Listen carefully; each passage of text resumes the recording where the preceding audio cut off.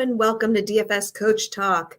I am Deb, affectionately known as Deluxe, and I am here with you today on this fantastic, gosh, what day is it today? Tuesday? Yeah, I think it seems like it's been a long week already. Fantastic Tuesday and Taco Tuesday. And I am here to share with you some insights on this great slate we've got. It's an 8-game slate for the NBA. Man, do I have some big shoes to fill. I don't know about you guys, but I was super excited to see all those winning lineups last night. Holy cow. I mean, we're not talking about tens of dollars, even hundreds of dollars. There were several in the thousands of dollars last night for our members, and that just got me so excited. And of course, I was on an airplane last night and did not play anything. I was telling Coach earlier, there's probably 10 times a year that I just don't play, whether I'm, on a plane or at a wedding or something. And that was one of those times. And inevitably, the family does really well on those nights. So I might have to give it up altogether just, in order to, for the Coach Talk family to do well, because it seems like they do really well on nights I don't play. So congrats to all those winners. And let's look to make it a back-to-back tonight. So 8-game slate.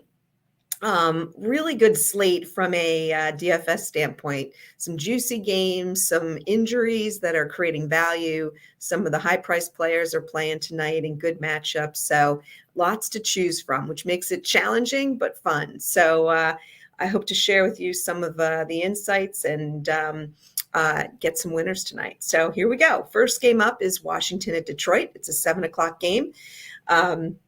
This is one of those games where we do have a lot of injuries, and the good news is most of the injuries are already determined. 222 is the over-under. It is a 10-point spread, so potentially some blowout concern, but given where both these teams are and the number of injuries that they've got, they're not too deep right now. So players probably, even with a blowout, will have to play a decent number of minutes. On the Washington side of things, Kyle Kuzma is still a game time decision, waiting to get that news. Morris is also listed as game time decision, although he's unlikely to play. I am assuming he's going to be out tonight. And on the Detroit side of things, you've got Bogdanovich, Burks, Diallo, Duran, Hayes, and Stewart all out tonight. So that creates a lot of value over on that side, and we've been seeing that play out in the past few games. I like this game.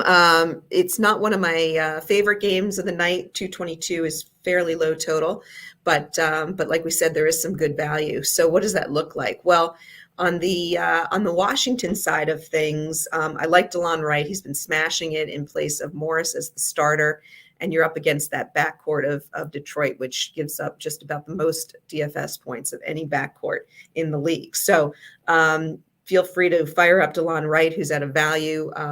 He's still 5K or under, which for starter minutes, handling the ball like he is really nice.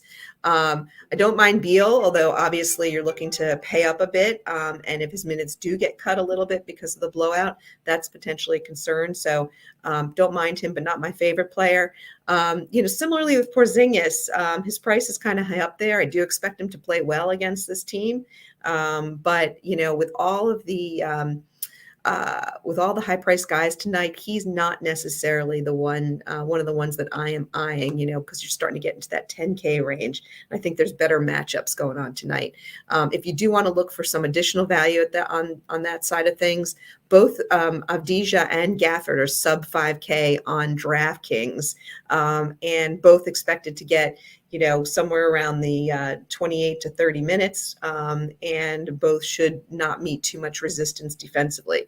So definitely a nice little fill-in for one of those two guys, although not necessarily priorities.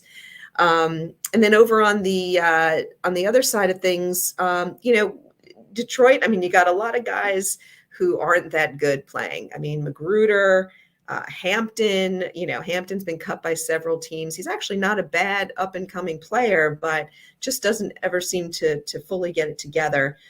They'll be getting minutes. They'll be, kind of showing out, but the reality is, Washington's defense is decent, so I don't expect a ton out of those guys. Jaden Ivey at the point, he will have the ball in his hand, so opportunities for him to get more assists, but he is not my favorite DFS player these days, so probably not going to go there. I'm going to look for a little value on this side of things. You've got both Livers, who even if he doesn't start, he should see a good amount of minutes off the bench. He's not the best fantasy point per minute guy, but he is only 3,400 on DK and 4,200 on FanDuel, and there's very little under 4,500 today on FanDuel. So not a bad price there. And then Corey Joseph is another guy. He's actually a pretty good points per minute guy. He will be the backup point guard today to Jaden Ivey. And he's been getting minutes in that spot. And he's just 3,100 on DK. Alrighty, on to the second game of the night, Milwaukee at Orlando, another 7 o'clock Eastern start, another game with some significant injuries. I was shocked to see only a 2-point spread on this one, and then I realized who was sitting out. So 227 is the over-under, so a little higher than the first game, but you've got Giannis sitting out, Holiday's out, Matthews is out, and Dragic I don't think he's even played yet for Milwaukee. He's out as well. And on the Orlando side of things, you do have a couple of guys we're waiting to hear on, Harris and Carter. That has implications as they're both starters. Carter didn't play in the last game, so he may still be sitting out one more. So what does this mean? Well, it means that Javon Carter on Milwaukee is incredibly cheap and incredibly attractive, handling the ball on the Milwaukee side of things. Now, it is a bit of a pace down spot for Milwaukee, but that being said, 227 as the total is not bad at all. I definitely like Carter in favor of Allen in the backcourt. I think there's more opportunity for upside there. And he is only 3,700 on DK. So I do like that play.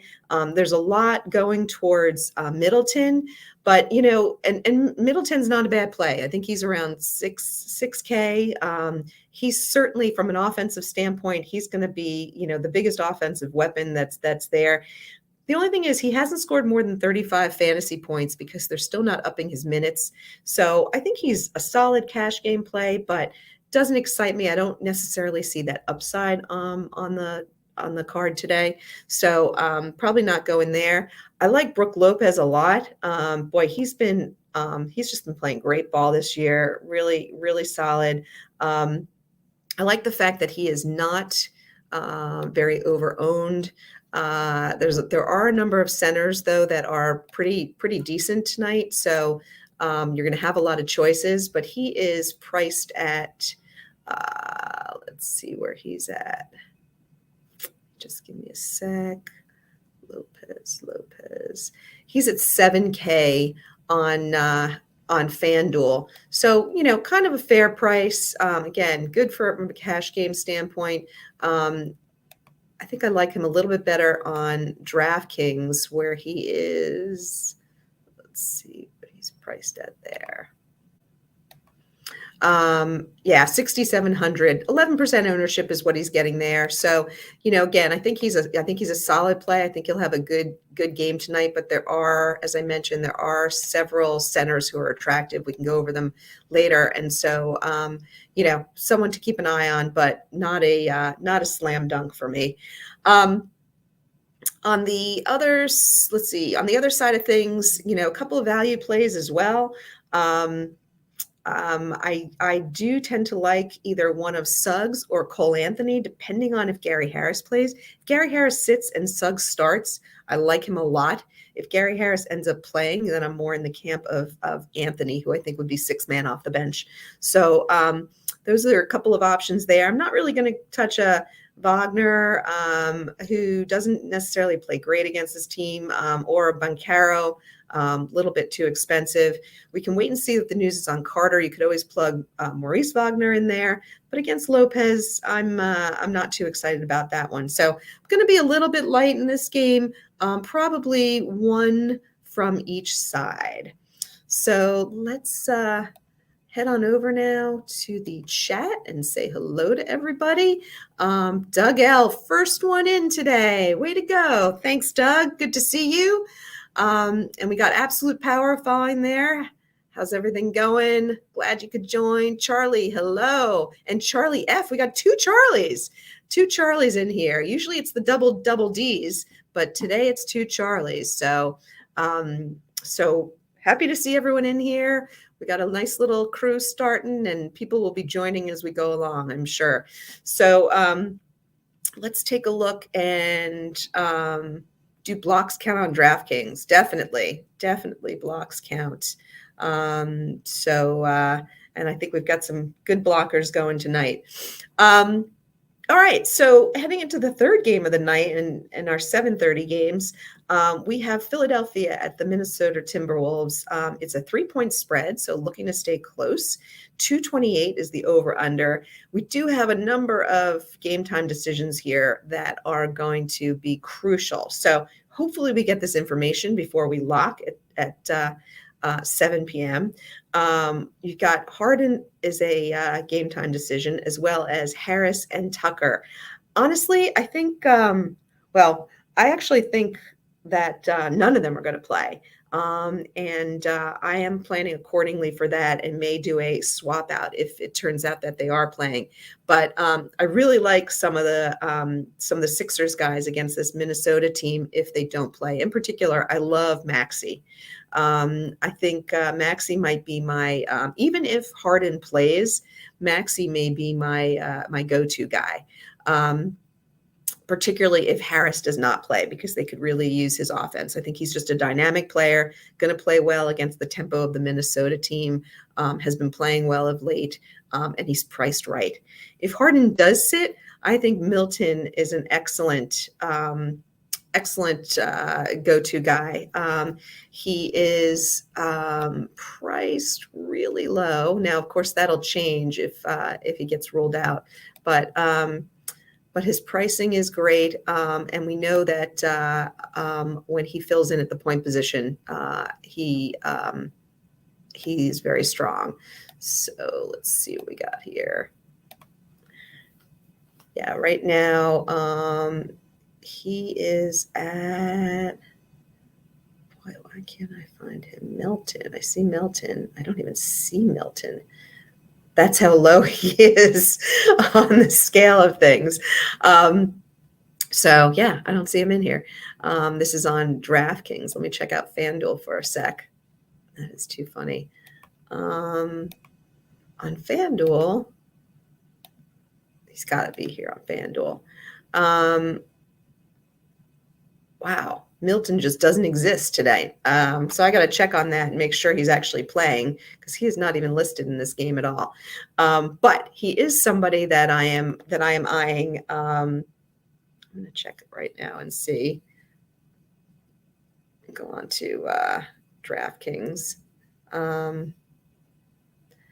Yeah, because he is min salary. So he played against Indiana. He played 30 minutes, scored 24 fantasy points. If he gets over 25 minutes in a game, he's good for probably about 8x, 8 to 9x of that 3K. So I am definitely looking at him if Harden sits.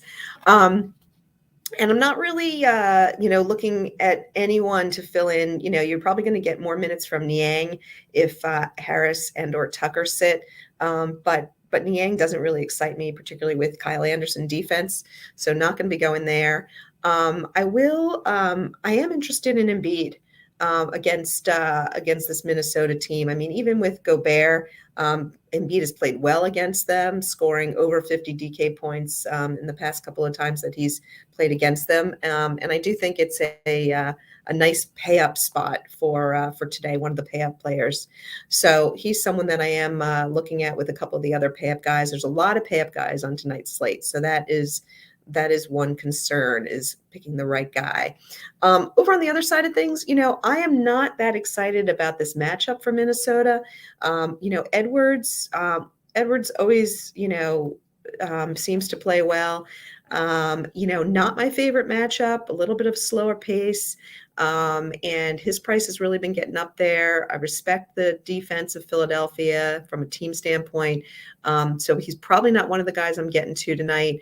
I'm probably going to go after more like a Kyle Anderson, who's a little bit more of a value play, going to get a lot of minutes. They need his defense in there. I do like him, going up against Embiid. Gobert's not someone that I'm going after tonight. He has not played particularly well against Philadelphia.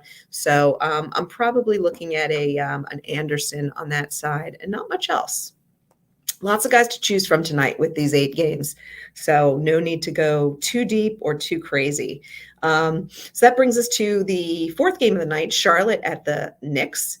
The Knicks have been playing some really good basketball. They are favored by 10 in this game, and the over-under is 226. So again, a little bit of blowout risk. But Thibodeau plays these guys a ton. So, minutes do matter, and they may play slightly fewer minutes because of the blowout. So something to watch out for. But I do like the pricing on the New York side. I mean, Charlotte has, porous defense. The pace is fast. And so I do like some of these guys, in particular, if Brunson sits. A lot of the usage gets consolidated to Barrett and Randall. Randall's going to get his regardless. He is sub 10K on DK at 9,900, which is a real attractive price to me. I think he gets 50, no problem. Barrett is super interesting because he is only 5,300 on DK. And if Brunson sits, I like that a lot against the Charlotte defense. So I'm definitely going to be playing some Barrett if Brunson sits. If Brunson plays, then I'm less excited about Barrett because he just doesn't always get the usage.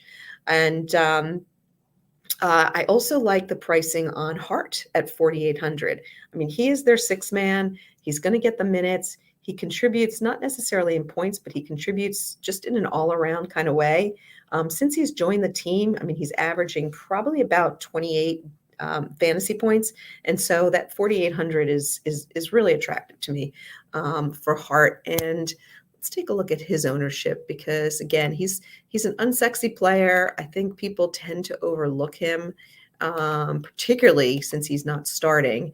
And that's part of what makes it attractive to me he is 0.2% ownership on FanDuel. Now, he is pretty pricey on FanDuel, so I'm probably not going to go to him there. He's 6,300. That's crazy low ownership.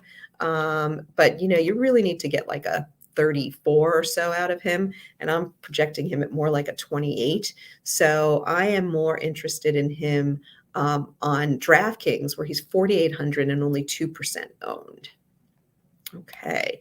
And then on the other side of things, the pace of the Knicks is tough and their defense is tough. So someone like a Rozier, who's going to get a lot of ownership, or an Oubre, they don't really excite me too much. Not really interested in going there and paying those prices. A guy that you may consider who's not going to be as highly owned is a PJ Washington. But he's kind of gotten up there in price. He is 6,300 on DraftKings, and on FanDuel, 7,100. So that's pretty pricey. He hasn't played. He didn't play for a while. He struggled in his first game back.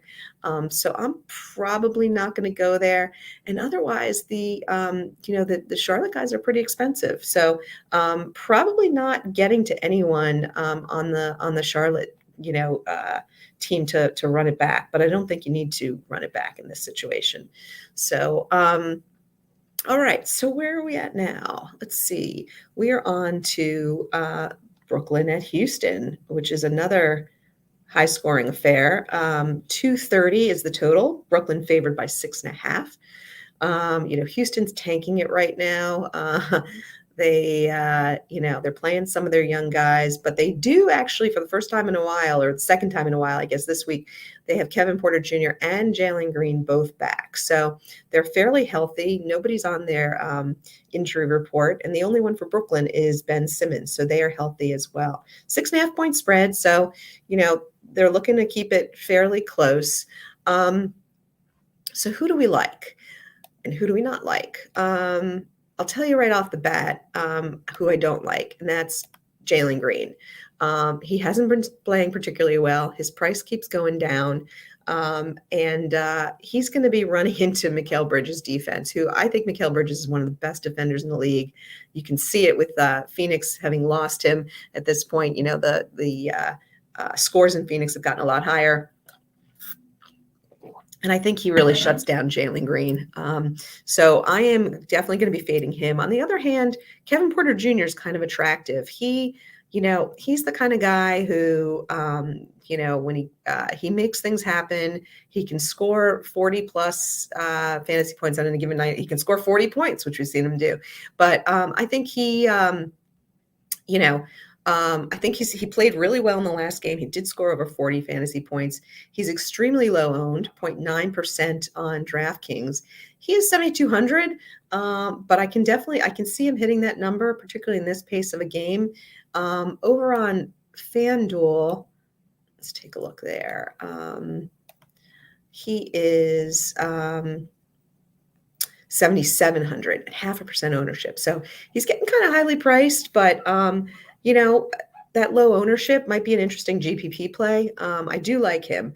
I also like Eason, 4,800 on DK. He is 6-man, but he's playing a lot better than Jabari Smith. He can play the small forward position or power forward position. He can even play some center. I really like his game. Coach knows it. I like playing him a lot. And I could definitely see getting to him tonight. I like a lot of guys on the Brooklyn side as well. Again, I think this is an easy team for them to pick off in Houston. Mikal Bridges, certainly in my consideration set.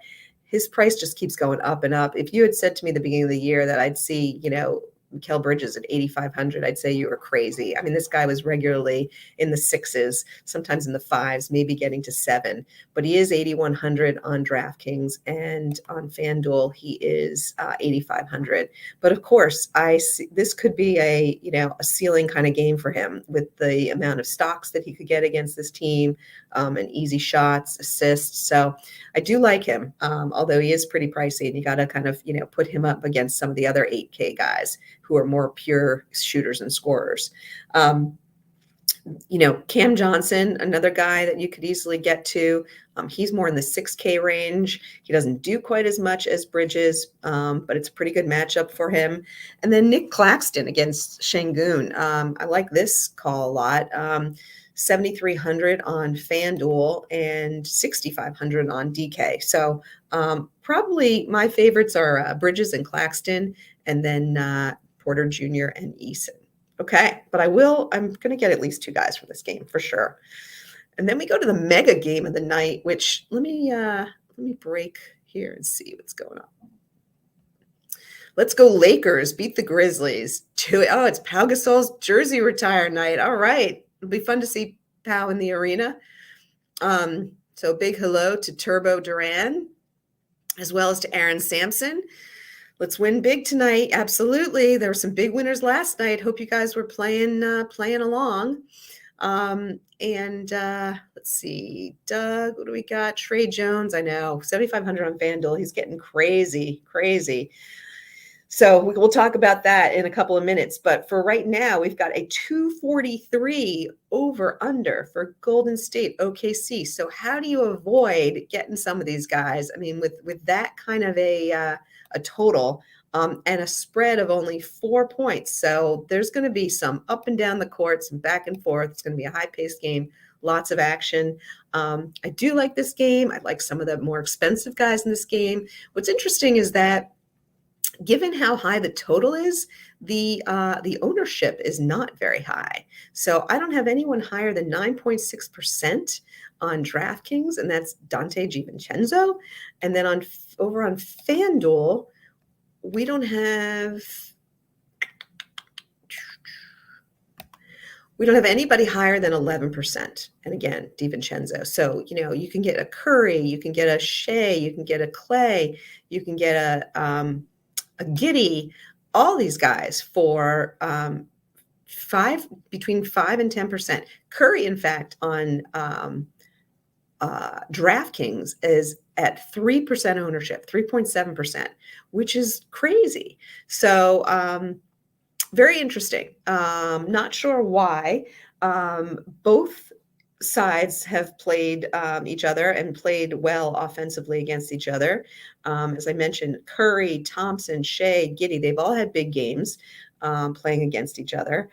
You do have the Jalen without a Y Williams out today, so that's going to consolidate some of the usage on the OKC side, with even more to Shea and Giddey, as neither Dort nor Wiggins are really big fantasy point per minute guys.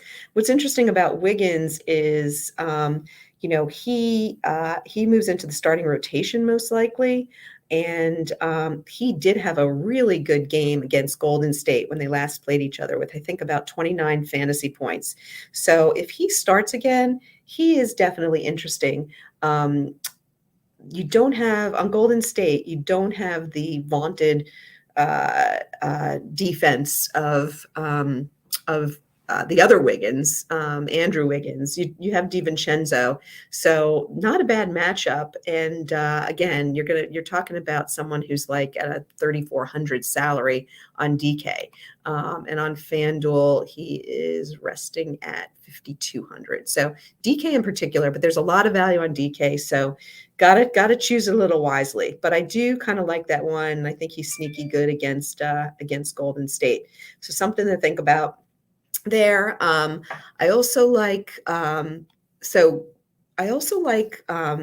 one of my sort of value plays that I'm hoping is going to be incredibly low owned and pay off in a GPP is Osang Dang. So again, he will probably be getting even more minutes with Jalen Williams out. He's been getting 20 plus minutes since he's been back from injury. He was a first round draft pick, and he just looks good. The guy looks pretty good. And again, no ownership to speak of. He is 3,600 at 4.9% ownership on FanDuel. And that's high only because there's nobody priced below 4K. So if you can get 24 minutes out of him, I think he smashes that. He is 3,200 on DK and only 0.7% ownership. So that's my sneaky little play for today. I'm going to look at him in GPPs. I like it. I like it a lot because he's not someone who's necessarily hitting on the radar like a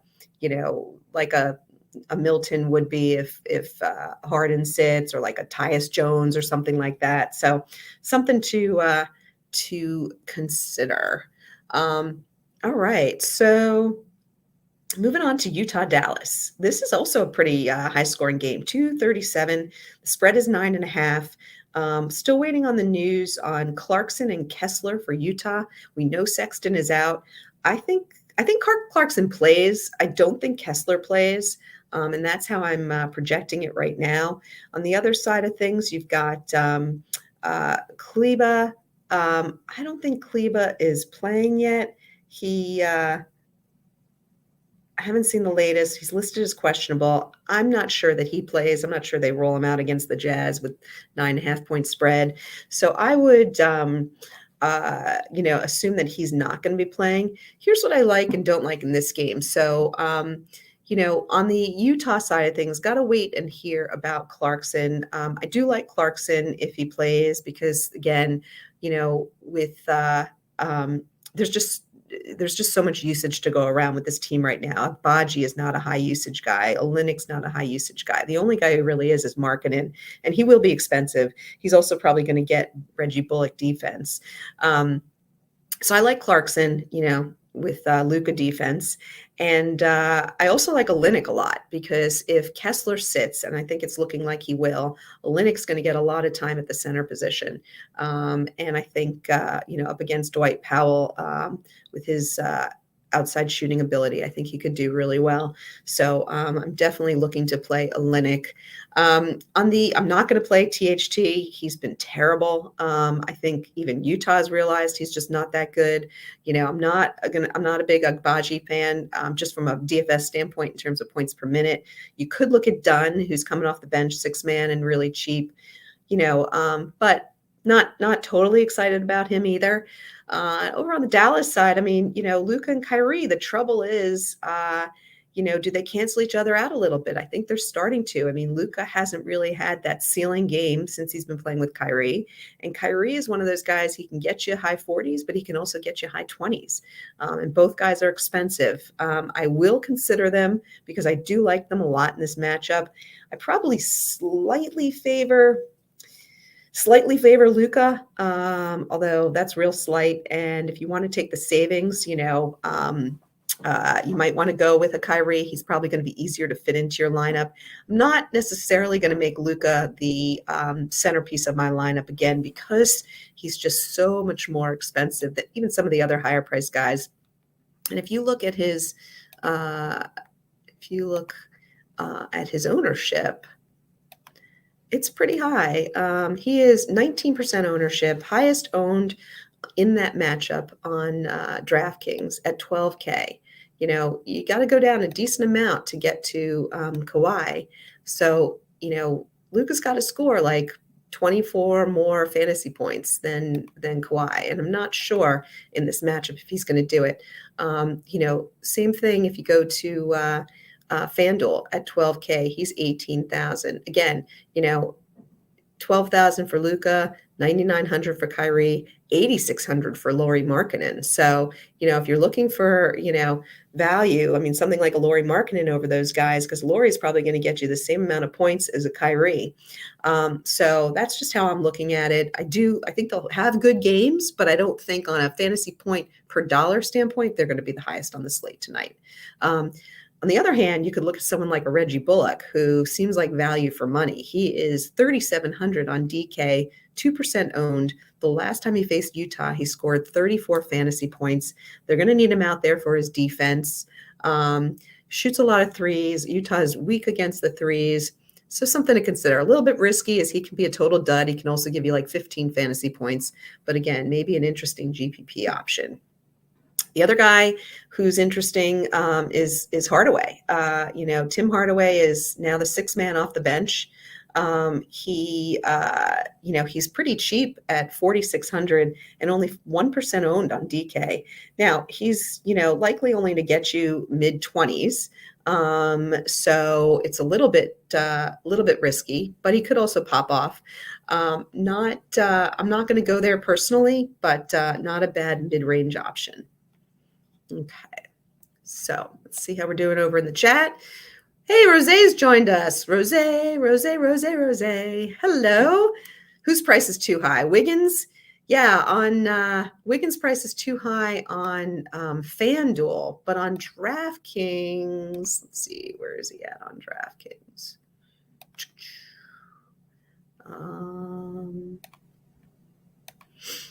Where's he at on DraftKings? Wiggins, 3,400. So big difference. So I like him a lot on DraftKings versus FanDuel. Okay. So last game of the evening, Memphis at Lakers. So 10 o'clock game, island game. Hate those island late night sweat games. We've got a 224 total, Memphis by 1. So looking to be a super competitive game. What have we got? Well, we know the news is bleak over in Memphis. Ja Morant is out again. Adams continues to be out. Vance Williams is out if we care. And LaRabia looks like he is likely to be out as well. So really consolidating the usage. Tyus Jones takes over at the point guard position. He plays really well when he starts. But you also have Desmond Bane and Dylan Brooks who really bump up their usage without Morant in the lineup. You're also missing Brandon Clark for the year. So that keeps Tillman in the starting rotation and bumps up minutes for Jackson as well. So a lot of consolidation there, making Memphis some good guys to play. And against the LA defense, which has actually gotten a little bit better, it's still a pretty good options there. And on the LA side of things, you've got LeBron continue to be out. Mo Bamba is out. Russell's a game time decision. He's questionable. I'd be very interested to learn if he plays. Unfortunately, I'm not sure we're going to get the news early enough. I do like him a lot if he were to play and get unrestricted minutes. So if we happen to get that news, I like firing him up, but I am planning to not play him because I just don't think we're going to get that news in time. Could be a sneaky little, GPP play If you wanted to lock in a cheap GPP and play him, let's look at where his usage is at, because a lot of people are not going to take the chance and play him. He is at 0.9% ownership. So super interesting if you just want to kind of take a flyer, keep him in, and then, if he doesn't play, you can swap him out for Schroeder, who admittedly is not going to be as good, and you've wasted some money there. But if he does end up playing for you, that could be a smash low-owned play. I'm going to see what his on FanDuel, where he's at. Yeah, he's at 0.2% ownership. So I think it's super interesting. Who else on that side do we like? Gotta love AD. Again, he is like basically the offense on this team without LeBron in, and certainly when Russell's not in, playing super well. And against the high-paced Memphis, it's a pretty nice setup for him. I think he scored 60 against Memphis last week. So definitely looking to play him. Again, he's one of the higher priced options, but I'd rather have him versus a Luka, for example. So assuming there's no restrictions there, and it doesn't seem likely, he is definitely very high in my consideration set for higher priced guys. I do also like Reeves. Reeves has been playing well. He's going to get extra minutes. I particularly like Reeves if Russell is not playing. But even so, he doesn't play the point guard position, but he does get some assists. I just like he seems really motivated right now. Beasley has not been playing great, so he hasn't quite been getting as many minutes as I would have expected. And Reeves is really filling in there at the two guard and the small forward position. So Reeves is probably my second favorite guy after AD on that side of things. All right, so that about wraps it up. Let me take a look here and see. All right, and David Dulux joined us. Hey, welcome, DD. How's it going? All right, any other questions from the chat before we get going and I go build these lineups? Nice little group today, a little bit small, so tell all your friends. A couple of things that I'd like to announce. Number one is that make sure to join us in Discord, and that's where you're going to get the latest information on who's playing, not playing. You get all of the lineups in there, any lineup changes that are going on. Make sure to stay close to that. And then the big announcement for any of you who are not yet a member is we've decided to do a March Madness, and for the remainder of the month, and there's about 24 days left in the month, we are giving away memberships for $19. Crazy, less than $1 a day, way less than anything you can buy out there, whether that's coffee or the newspaper, anything like that. And you get access to everything. So there's going to be, baseball and NBA and PGA, MMA, you name it, we've got it all. And so great time to join up, dip your toes in the water, check out what we've got to offer. I think you'll really enjoy being a part of Coach Talk even more deeply than listening to these podcasts. Great group of people and really friendly, supportive, and just a great place to be. So, all right. So I think that is it. Yep. David says, given the thumbs up. Thank you, David. You made my day as well. And with that, I'm going to leave you all and join you in Discord later on. And tune in tomorrow. You'll be in the good hands of Crash, and he will take you through what's going on tomorrow. And we'll look to crush it both today and tomorrow in NBA DFS. Take care.